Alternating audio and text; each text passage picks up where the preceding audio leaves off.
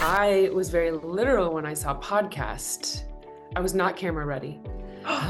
Yeah, you can hear me okay? Does it sound all Yeah. right? 1920s nightclub to like sway and sing a little bit. What's going on here? Yeah. All You right, got great. eyes, ears, you look great, sound great. Look great, sound great. That's all fantastic. Wait. Perfect.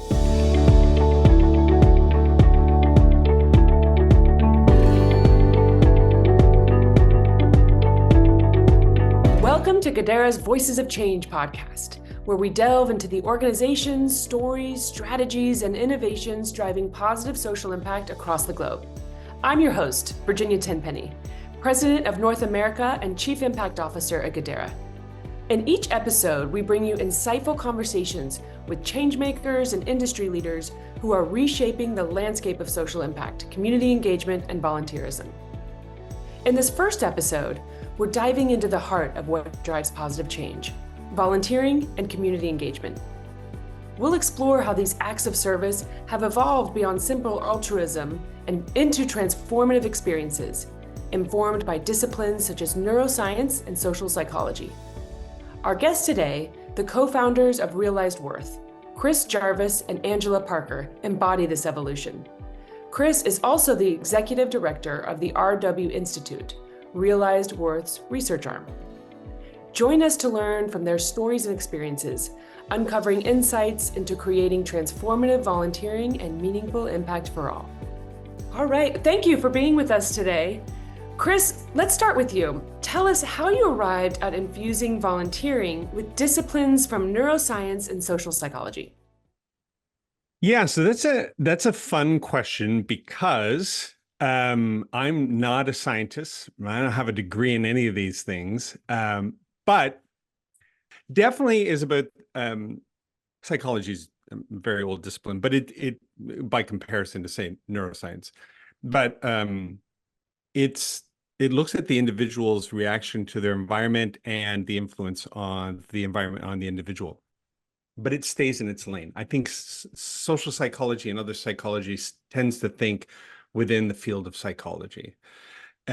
Versus neuroscience is a rapidly developing field, which is looking at, what's going on in the brain or the nervous system when triggered by the environment. So it's got to reach across a couple different disciplines to think that through.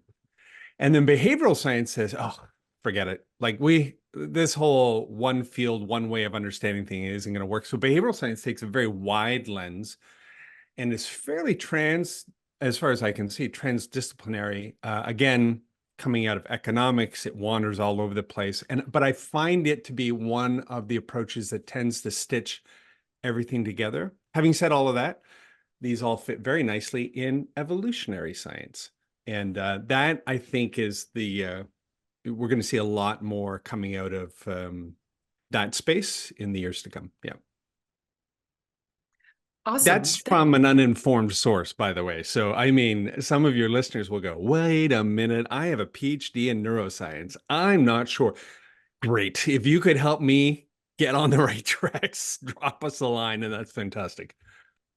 Well, and maybe we should back up a little bit and qualify this as we're talking about this in the context of volunteering, in the context of doing something in service to others. And we know that's somewhat of a native, I think for many of us, a very instinctual response to wanting to do something. And so when we talk about transformative volunteering, tell us what does that mean to you when you think about how these different disciplines and concepts apply to make how we may have thought about volunteering and to really evolve that into a transformative experience that has an enduring impact? Yeah, that's a great question. So Angela and I have been thinking about this one way or another for quite some time, and we definitely began with,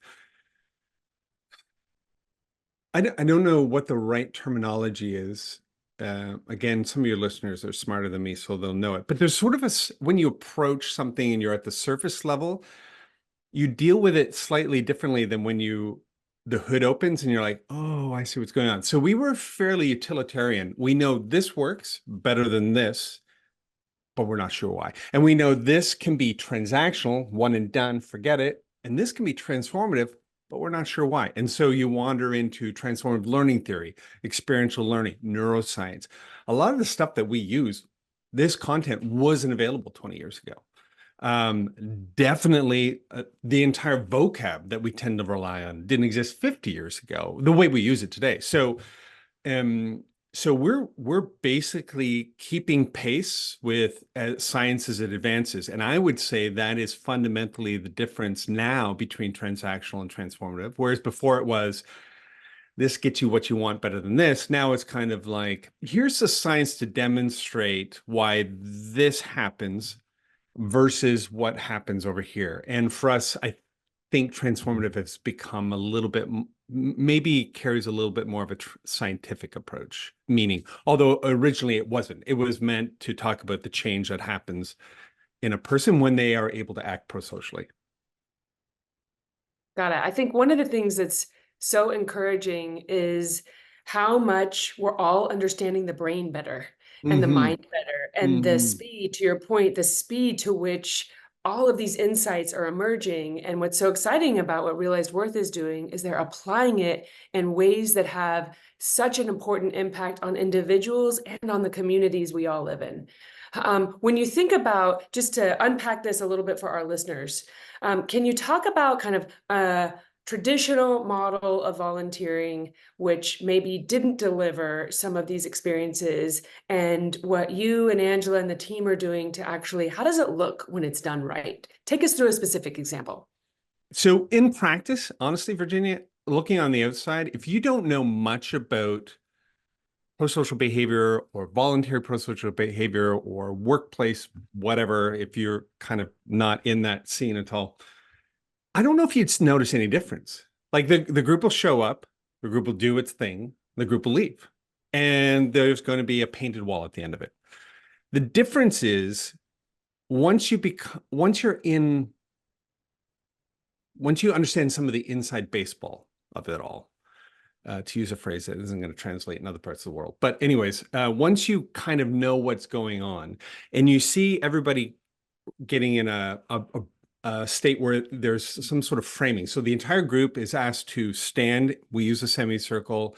We want to introduce a proximity principle that brings us closer to the people that we are benefiting, hopefully, because we want to put ourselves in their place, because based on the science from multiple fields, we know that the human bias towards self-interest is key towards things like empathy and pro-social behavior.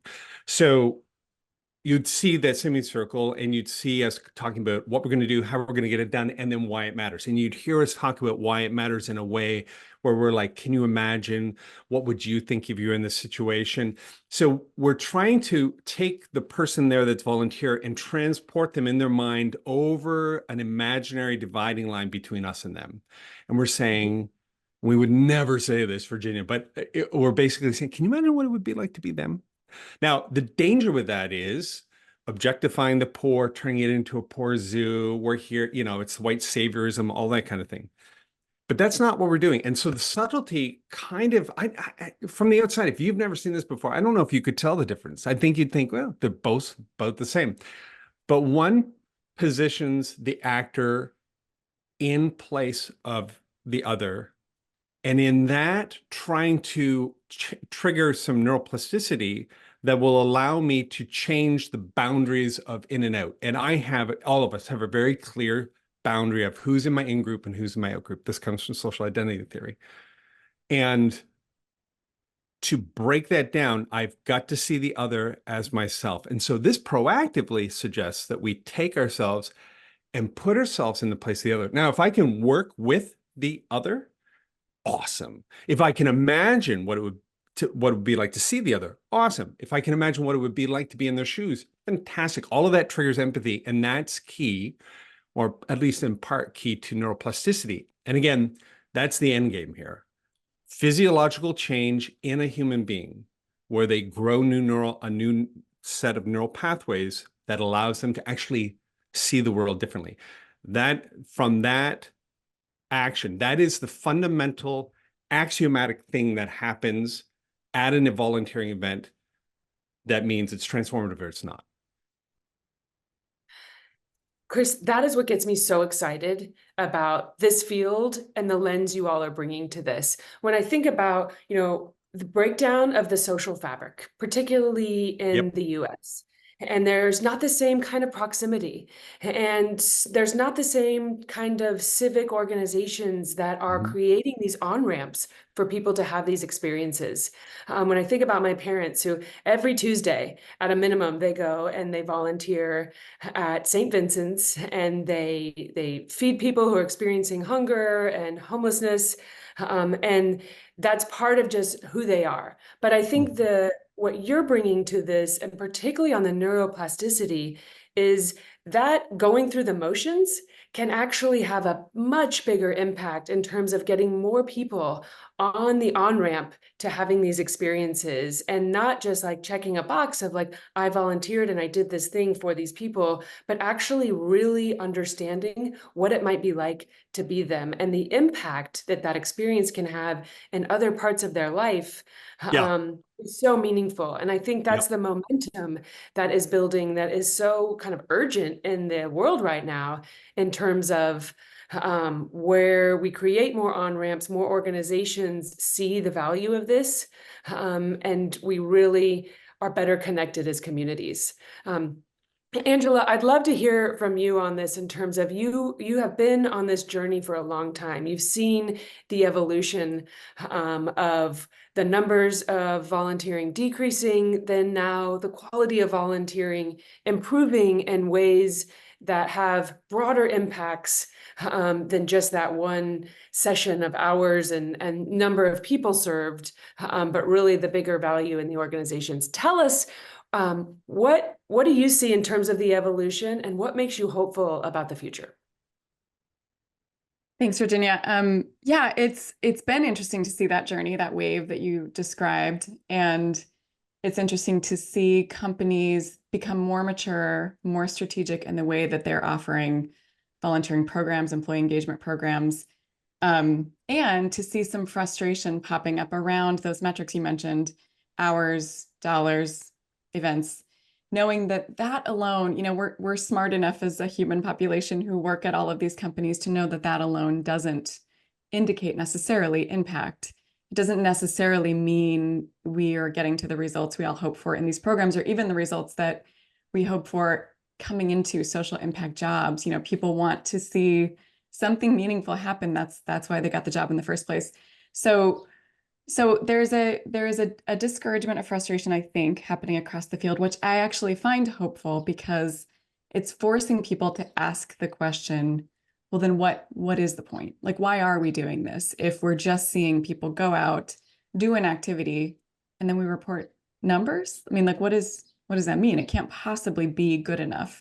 So you kind of used a phrase that indicated that what we're all trying to do here is extend the impact of employee volunteering beyond the time frame of these events, whether it's an in-office event outside, whether it's an hour or 2 weeks long, whatever it happens to be. What does it mean, or what does it look like to infuse the human being who's doing the volunteering with the change that we need to see happen inside us? So Chris mentioned neuroplasticity, empathy, othering.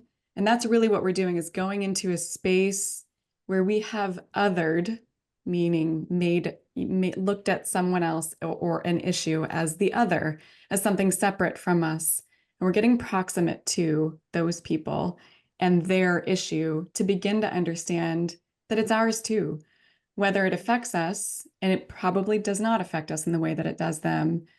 But maybe most importantly, we can begin to explore, in what ways are we complicit with creating this issue, even if it horrifies us, if we don't ever encounter it, if we don't ever interact with it, if we don't ever get proximate with it, we can continue to believe that we have nothing to do with it. And if we go out and do a volunteer activity to help fix it, we sometimes become more separate from it, because we can check that box that you also mentioned. We can say, there, I did what I need to do. I'm a good person. I've helped with that issue, as opposed to getting close enough to think, well, we don't even consciously think it most of the time, but begin to feel how close we actually are with these other people. And that begins to change our attitudes and behaviors over time. And that's what we're going for. I think that's such an important reframing volunteering as something that we do, on behalf of these other people, on behalf of the communities, because we want to be a great brand, and to actually reframe it for what are we doing? What are we learning from this? And if an organization has goals around inclusion and belonging, oftentimes organizationally, these efforts don't sit together. And so you may have a DEI program over here and external community engagement over here, but actually the more we bring these things together and see the power for the whole system, the more momentum we can have. So thank you for that. When we hear from people inside companies saying, I'm trying to do this, but how? We say we want to do it, but there's still, people don't show up, or we still can't quite get the culture going. What do you see as key enablers for organizations that really help bring this to life and remove some of those barriers? I love this question. Chris said, you often can't objectively look at a transformative volunteer event and know the difference. And yet you can be in it and feel the difference. You will always feel the difference. And that is maybe the advice I would have, among other things, around making programs more strategic, the things that people would likely hear on any good podcast or good advice column. Just, of course, you need your programs to be strategic. You need them to align with business initiatives. You need to get people involved, train them, make sure they're well equipped.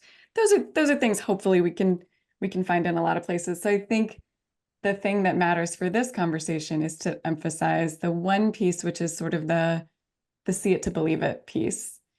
I know for me personally, I understood cognitively what people like Chris Jarvis were saying when they said there is a change that can happen in volunteers when they volunteer, when it's framed appropriately, when it invites people to challenge their assumptions and to be guided through an experience and to critically reflect on it when it's over. And I believe those things. I understand those things. I see them on paper and I'm like, yeah, that sounds great. But I did not change or become an advocate for this way of doing it until I went over and over to a transformative experience, and not just one that is meaningful. That's not what we mean by transformative. We mean it has the potential to grow those new neural pathways.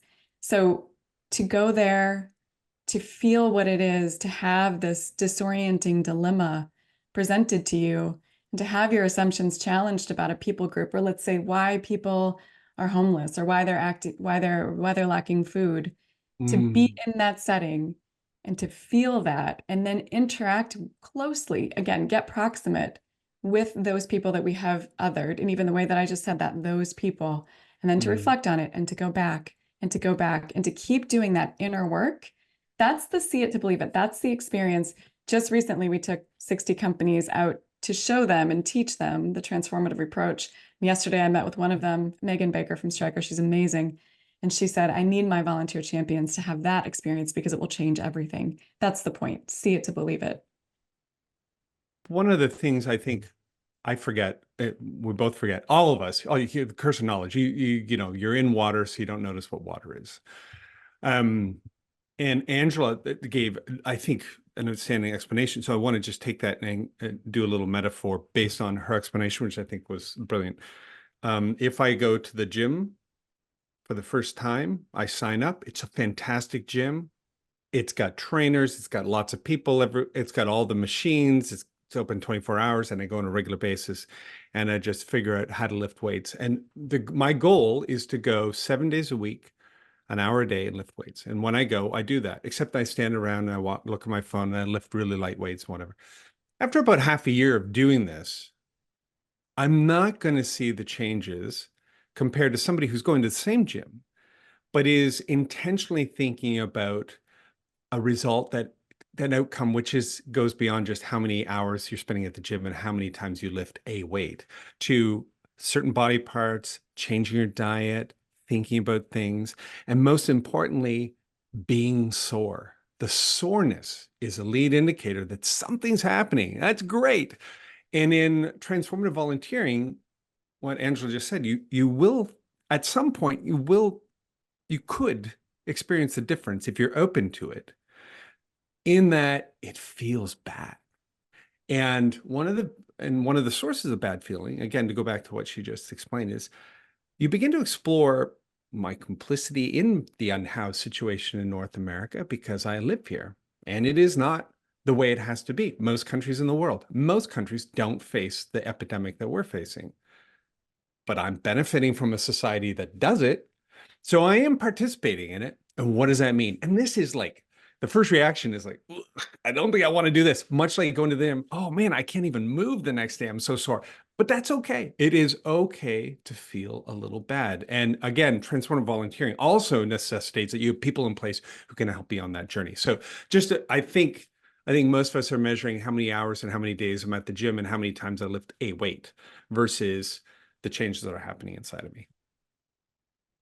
That's a great point, Chris. And as we think about, it can feel bad because you know you're doing something that's important. How do you get people to come back when it might feel bad? It might feel uncomfortable. Yeah. And this is, I think, the power of organizations and building this in. But how do you all think about that? If it hurt a little bit, like I was sore, which means it's working. But in the context of volunteering, if you are in that uncomfortable space, which means you're doing it the right way, how do you build in the psychology to make people want to return? For me, using the metaphor, and I'd like to hear what Angela thinks too, because she's definitely on the front line with individuals, like she was saying with the person she was talking to yesterday. But for me, conceptually, the idea would be you have great trainers who, when you're lifting the weight, they're like, no, you want to move your arm back this way and lift it this way. And I would say, dude, that is so awkward. He's like, that's the point. You've never practiced this move. And to build your muscles in your shoulder and avoid couple, problems with your shoulder later in life, you've got to start doing this. Okay, so I need better information to make sense of what I'm feeling. That's framing, that's sense making. Give me some information, because if I leave and you don't tell me that, I think this guy's a quack. Like, I've been to the gym forever. It's not supposed to feel that bad. You know what bad feelings mean? I'm hurting myself. So I'm not doing that anymore. But so I need somebody who I feel I can trust. So that means a system that I can trust, where I see a trainer and I think, oh, I know what a trainer represents. Trustworthy. And then the individual themselves has to have a certain amount of knowledge and practice in order for me to believe that they know what they're talking about. I can believe the system, but this guy's quack. So you need that trust built in. And so that demands intention. And I think this is, Virginia, the struggle that a lot of companies have. We began the conversation with a bunch of people doing a thing out in the community, and it lacks intention. The more intention we can bring to it, the more trust we build in our culture that this is something that's going on. And you authenticate what we say about we believe in communities by going to do it, but only if I really trust the system and the person giving me the information with which to make sense. So it all connects to each other. So a strong network of individuals who know what the blank they're talking about is absolutely key. I will pile Chris, onto that. I'm so sorry, Virginia. Yeah. oh, please. To pile on just briefly to that, again, I will highlight Megan Baker from Stryker, because the reason she wanted to meet yesterday was to make a business plan, not a business case, a business plan for her network of volunteer leaders, to say to both the volunteer leaders and her senior leaders, here's the direction we're going together as a network over the next 3 to 5 years. Here's what we're going to accomplish together. And then she will say, the whole point is to say to her network, the reason that we're doing it this way is because I have you. You all and the roles that you play in this network are the only reason we can get to the outcomes we're trying to get to in 3 to 5 years. And that means you have to do these 3 things. And I trust you to be the right people who believe in this, who are committed to these 3 things, whatever those 3 sort of KPIs are for her people. And her temptation will be to treat them like helpers because they're volunteering, and because we're all worried that everybody's got too much on their plates. But instead, we've got to treat them like what they're doing matters enough to keep them accountable to it, and to ask them directly, have you done this? Are you still willing to do this? What's it going to take? Yeah. So the answer, Virginia, to interrupt you, you did ask a question, how do you keep them coming back? The intention, but also curiosity. Well, what else? That, for me, that's the thing. People, number one, top 3 reasons why people came up. Well, I came back because, they don't even know how to say the question, but it's definitely I was curious to see what this meant for me. I was curious to learn more. I was curious to see what we're doing as a company. But you go from this, you're in a place of casual curiosity. You need to stoke the curiosity of new people so they can come back and transition to a place of meaningful discovery, which means, well, I know why I'm getting something out of this, still may not be able to articulate it, but I have an idea, like they've got a destination somewhat in mind versus I have some unanswered questions, so I came back. I would say, generally speaking, that's probably the biggest difference. Yeah, Chris, you mentioned something earlier, and Angela, I want to come back to you as well. The notion of the trust pays dividends. And we heard from Scott at Teneo, the number one conversation he has with CEOs is around culture, low trust, isolation, silos in organizations, and the way volunteering can be positioned as addressing some of those low trust issues, creating these experiences where people come together, and that notion of trust across an organization and volunteering as one of the ways in which you build that. I think that's a really relevant business case for leaders who may not even realize the internal potential that volunteering has within their organization. Angela, you mentioned champions, and I want to come back to that and unpack that a little bit more. Tell us, we hear from companies, we've got everything on paper, we've got volunteer time off, we've got champions, don't really know how to deploy them.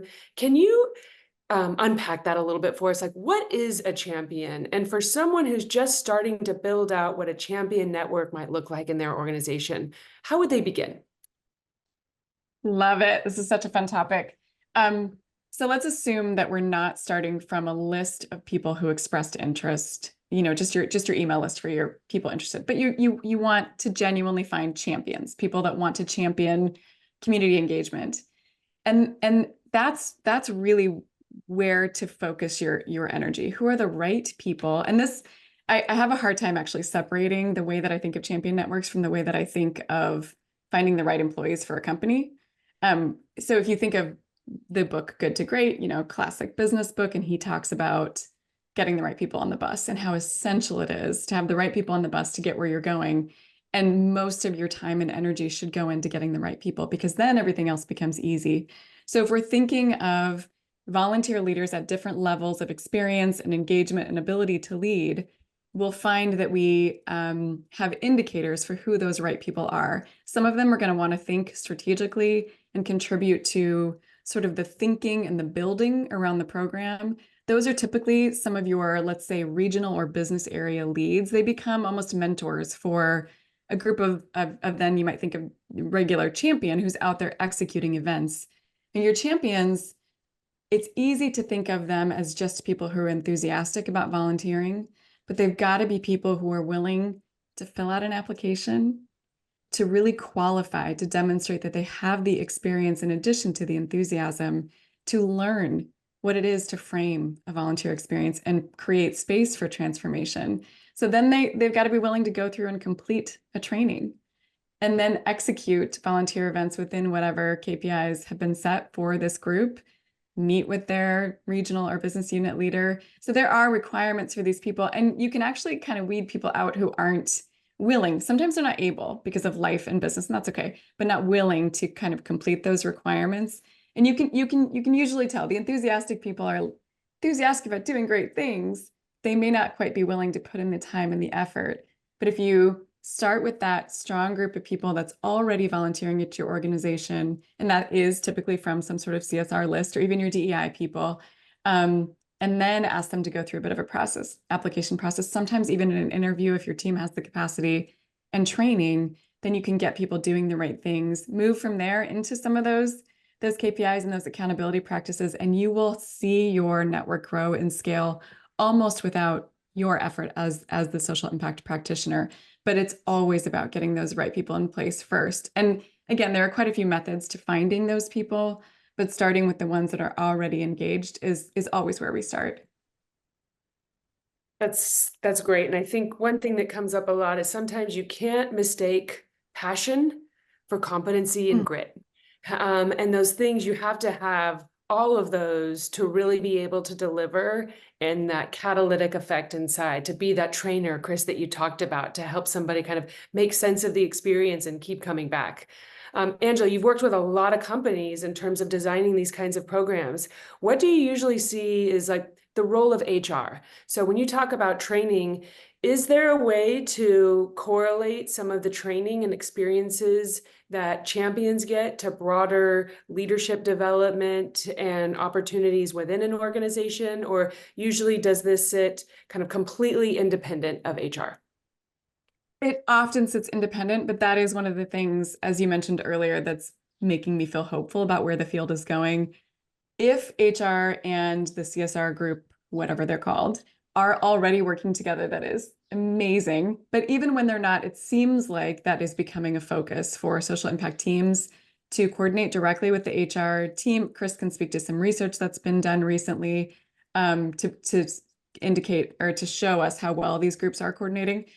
But what we're seeing, let's say for Abbott's Future Well Kids program, we, after 2 years, or maybe it was 3 of their volunteer champions doing the same work each year and becoming trainers of other volunteer champions that were incoming, which was really cool, they sort of felt like they started to hit a ceiling where the volunteer champions had re-engaged for 2 years and then said, yeah, but what's next? Like, should I keep doing this? Is it still good for me in my career? And that's when Bree at the time at Abbott coordinated with HR and said, can we create a growth path for these volunteer champions that align directly with HR's leadership development initiative?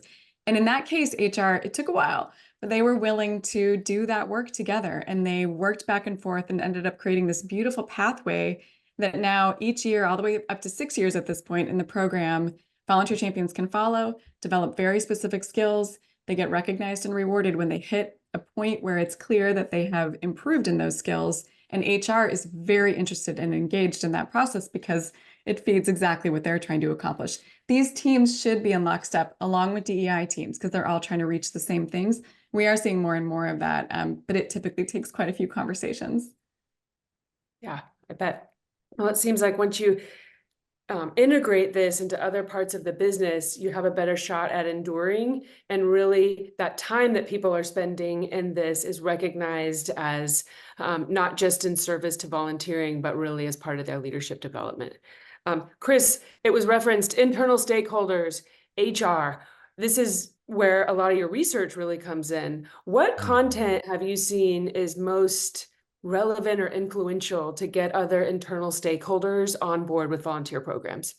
That's a good question, Virginia, and I would say nothing. Okay, so let me explain. There is no amount of research, paper, documents, anything you can put in front of somebody who believes in a flat earth. It is part of their identity. You're not going to persuade them with an argument or research. For people who believe in the profit model strongly, purpose can sit beside it. Contributing to the community can sit beside it, but profit wins because I get paid out of the profit model. I get elevated out of the profit model. I get rewarded out of the profit. Everything comes out of the profit model. The other ones are nice, but the purpose model hasn't given me anything. I've not gotten one promotion, one recommendation because I was more purposeful in my efforts. That's unheard of. How would you measure that anyways? And if you did give it out, wouldn't you have 100 people behind them going, yeah, but what about me? Numbers are easier. You sold more, you get more, that kind of thing, right? And we've kind of evolved for that. The member of the group that brings home most of the meat, they get special status. We'll actually let them run the joint at some point, right? Just they are a provider.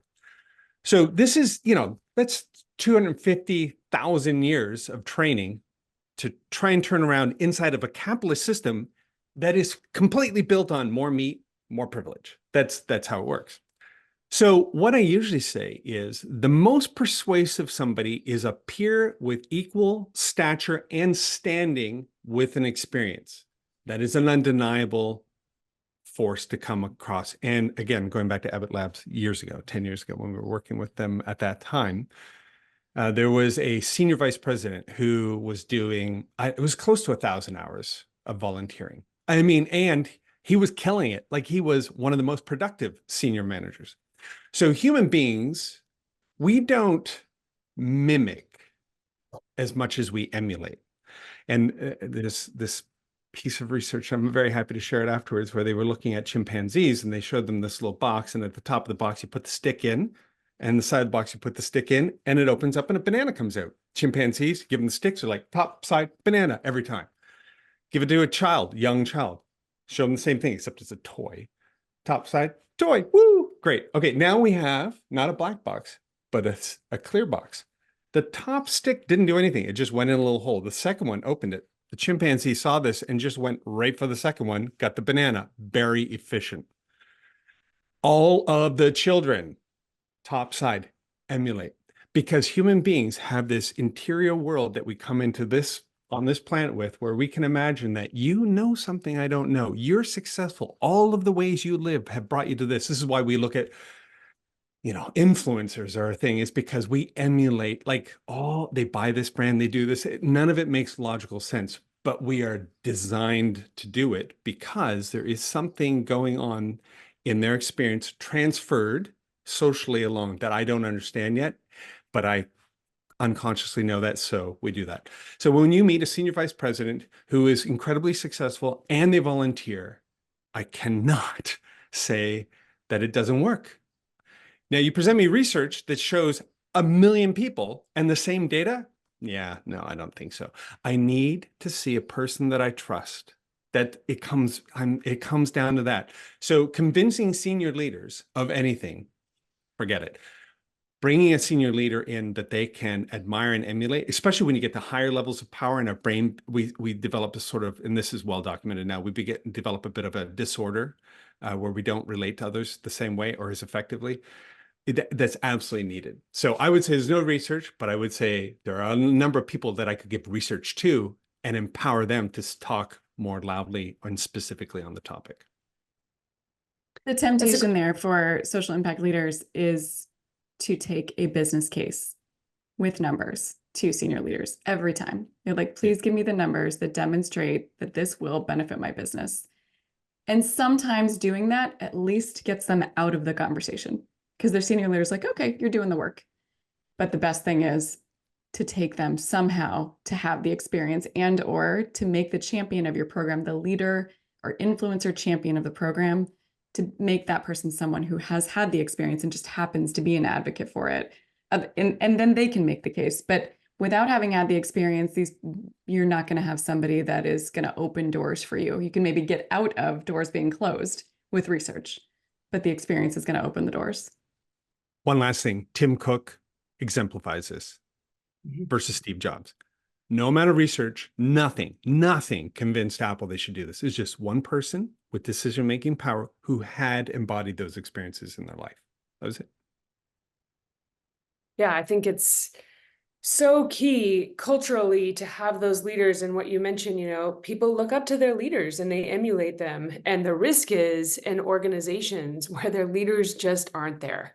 And finding that one or two C-suite level champion, or maybe it comes from a board, or maybe somehow you convene peer companies to come together where if you can't find that champion internally, maybe there's something in the community where your CEO is sitting next to another CEO and they're seeing the value of this, because it feels like so much power could be influence could be concentrated there, that if you are looking up and you don't see that within your organization, how do you get really creative to figure out, okay, let me look broadly beyond maybe just the vertical between me and the CEO and find other champions who can have that experience. I observed a CEO at a volunteer experience who was really on his phone and just going through the motions and not really engaged. What do you say to people on the inside who are designing an experience with somebody who may not naturally be inclined to give that attention and create that conscious experience that needs guidance to get there? How do you coach the internal planners of those experiences to make sure you give it the best shot? I'm just going to say a quick thing. We design every experience to be first stage in the sense that we just assume the majority of people coming, that's their mindset. So let's just start there. And everybody else will figure out who they are at the event, and we'll train the champion to do that, or the Goodera host, and then they can be met at their highest level of contribution. But the space is built for somebody to just walk in and say, what's going on here? Mhm. That's And great. the temptation of social impact leaders in those scenarios is to think, okay, we're going to have to keep his attention. So it's got to be quick. It's got to be super efficient. It's got to reflect how productive we are. People need to seem really enthusiastic. So we're going to do a kit. We're gonna make it a really cool assembly line, and he's going to walk and he's going to do the thing. We're going to have a minute to give him information. He'll go. And that is logical. That is perfectly logical. And if you want that person to reflect on what happened later and think, we need to do more of that, you failed.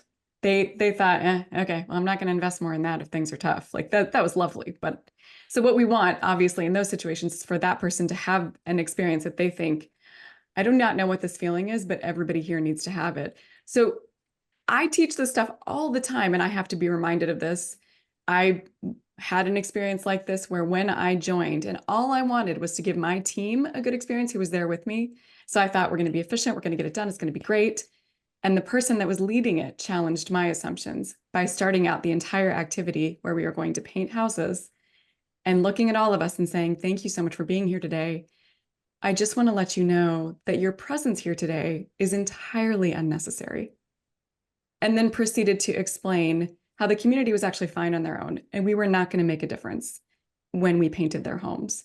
So what we were there for was not a task, which we were going to get done and we were going to do it well, but an opportunity to be present with people that we are never present with and we are never going to interact with again.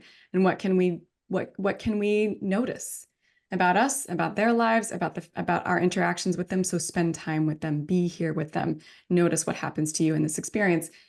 That alone, just shocking that CEO into, oh, this is not what I expected, is the greatest opportunity you have to get them to put their phone down. That is so powerful, Angela. And what's so important about that is, at Starbucks, we did a lot and we take so much pride. We just packed 2,700 pounds of food and it's going to serve this many people. And it's like, oh, let's get in there and get it done as fast as we can. Wow, this is not what this is about. And that mindset shift, it feels like it would open up so much in the mind and in the heart to realize what the experience is really designed for. One of the things that we hear from a lot of impact professionals is we need to show impact and outcome and how many pounds of food and how many people served. What you're talking about is the true value, is the true return on the time. How do you provide practitioners ways to capture that? Is it in surveys? Is it in how are they, again, there's no nice and tidy business case around all of this, but there is so much value that's being transferred in these experiences. How do people capture that? I can share a couple really practical things, and then I wonder, Chris, if you would share some things from your perspective too that are maybe more research-based or conceptual. A couple things that help people move beyond the typical numbers, which, by the way, makes sense. They come from a world of financial reporting. We understand numbers. That's what we default to. It makes sense. A couple things that help us get a little further. One is thinking about things like, how many volunteer champions do I have? How many volunteer champions completed the training? How many volunteer champions moved from or created space for people to move from being an early stage, a first stage volunteer forward in their journey? How many unique volunteers were they able to bring to events? You can start to think about numbers a little bit better, which then, as we ask better questions, we can get to better information. Once we have better information, then we can start to ask things like, in what ways are you thinking differently about, let's say, the issues our company addresses? And what have you learned about yourself throughout this process? And Chris can speak a little bit more to those three key indicators for how we measure transformation. And yes, those are done in the really typical ways: focus groups, spot check interviews, surveys, but really consistently. And sometimes it helps to have an outside group come in and do some of that conversation with your volunteer champions with them to find out what's really going on and what they're learning over time. But you do start to get to some of the transformative elements. You can also bring in management skills to those things. What I want to see in the next 5 years is multiple companies who are able to say, the best managers, the most effective, highest ranked managers in our companies, and are at that level because of their experience in the volunteer program, and be able to directly correlate management skills to the things they're learning in the program. We are not there yet as an industry, but those are the types of things that are relatively easy to measure. It just means we have to force ourselves to think beyond those numbers outcomes that you mentioned before. The three shifts that we're after, this we wouldn't have said it like this before, but we definitely talked about it before we came across the discipline or the academic piece of adult learning theory, which is transformative learning theory. And transformative learning theory basically says teacher and students learn together.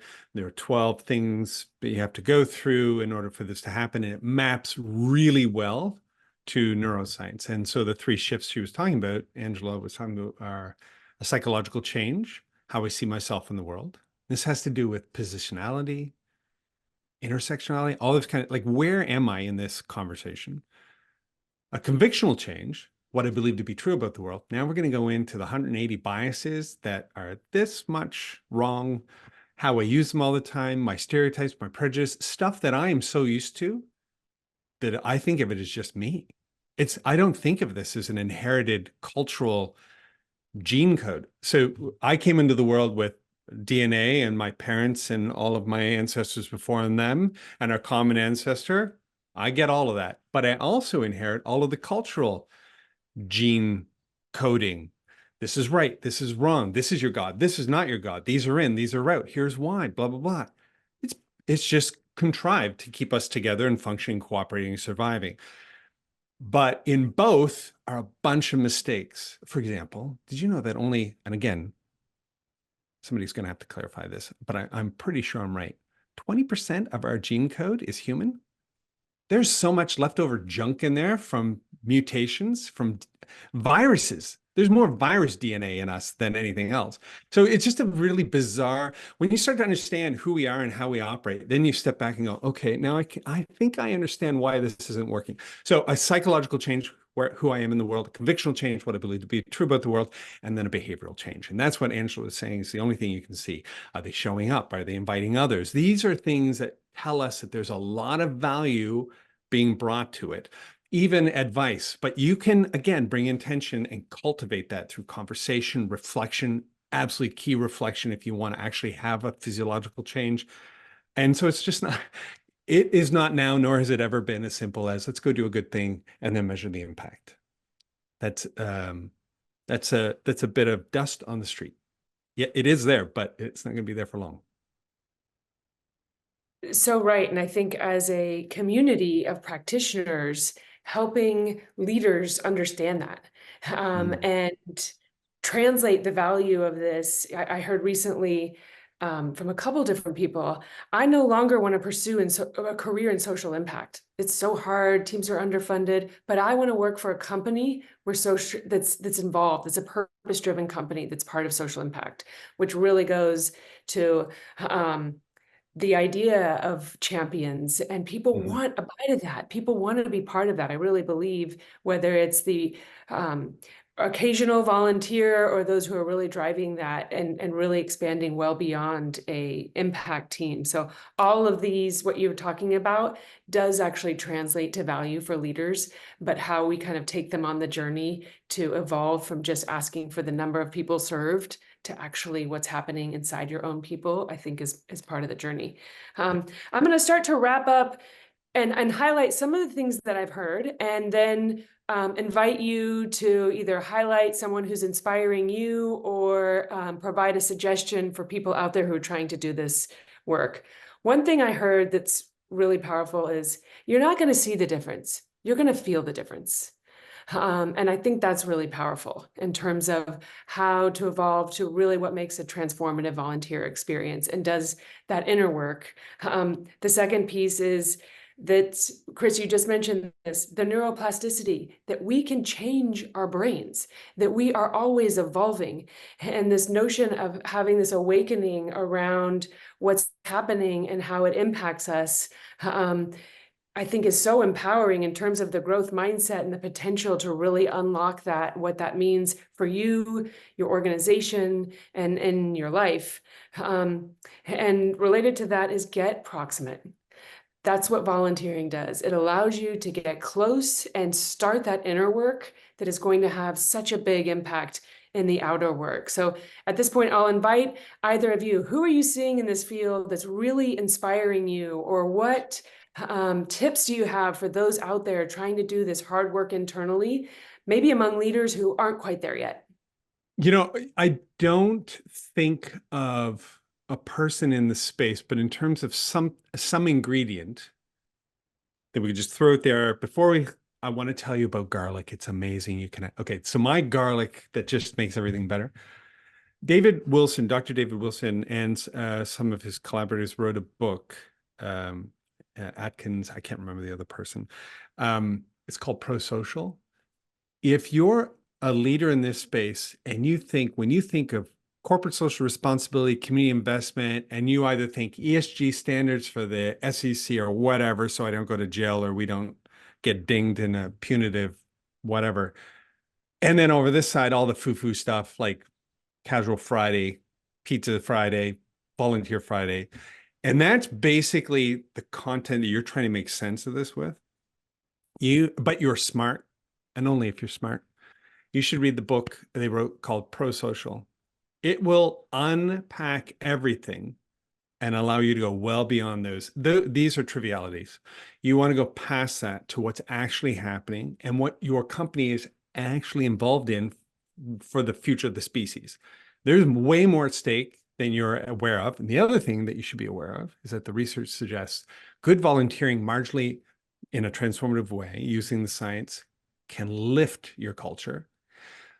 Bad volunteering, transactional at best, maybe inauthentic because I've got a leader on the phone, will undermine your culture 10 times as fast as it. So it goes up by 1 and it'll go down by 10 because humans are always looking for, is this real? Is this true? And I work at this company and they say this and I read this. But then when I get to volunteering and I saw this guy in a suit standing on a phone, talking to the camera and then leaving, I'll tell you what, I know it's not true. And I will live into that, telling myself the narrative, and I will other my own company. I'll find a clan within my company and we'll band together to other together because I do want to belong to something. But I mean, this company and what they're about and Starbucks is dealing with that reality right now. And that can happen in any company where authenticity and trust, what we were talking about at the beginning, Virginia, trust is absolutely key. And trust is conveyed through what? Intention around this seems like it's on purpose. Somebody's in charge. The trainer knows what they're talking about. They have some personal experience. You need all of those ingredients together. Otherwise, employee volunteering doesn't ever come out as, well, nothing happened. No, something did happen. And either you went down 10 or you went up 1. One of those things happened at this event. Great call. Pro-social. Thank you for that suggestion. And You're welcome. This notion of the risks of bad volunteering makes the work that you're doing that much more urgent and relevant. Angela, what would you add to that? Just 2 people I would mention, and these people are such wonderful examples to me because they do what my coach always tells me to do, and that is whenever you're worried about people, something happening, whatever, she always brings me back to, you lead the way. You do the thing that you know needs to be done to internalize the work, and others will follow. Be somebody people want to follow. So I see Megan Baker at Stryker. I'll mention her again. Obsessive learner. She is. She deserves it. She's an obsessive learner. She goes to every webinar and does not play solitaire or do email during the webinar. She listens hard. And I know it's exhausting to her, but she deeply believes in listening to others, taking that in, deciding what to do with it. She reads books, she learns, she goes to conferences, she listens. Ali Otobani at eBay, incredible leader. And she, unlike so many people, has not for 1 second stopped doing the hard inner work of anti-racism. It did not stop after all the hype around George Floyd was lost. She does that work hard, and she calls other white women out in the kindest way. And she does that for me. And it is a core element to the work we're all trying to do together in social impact. she follows through in her personal life. And I just think watching people do that hard inner work, the personal work of being a pro-social person, maybe is the hardest part of all of the jobs that we do. We're also exhausted anyway, but those two are incredible examples of how to do it well.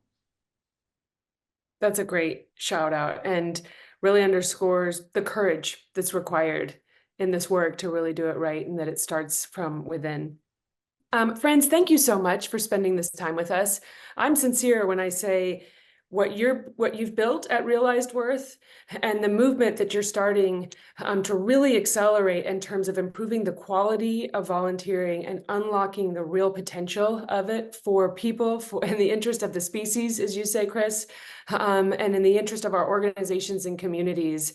It is profound, the impact that you're driving. So thank you for all that you're doing. We're really excited to be partnering with you and for our Goodera hosts to be part of your training and the impact that you'll have within the Goodera community of employees and within the ecosystem that we're also trying to build. So cheers to you. Thank you so much for your time today, and we look forward to more great work together to come. Thank you, Virginia. All right, enjoy your day. Take care. Thanks. Thanks, friends.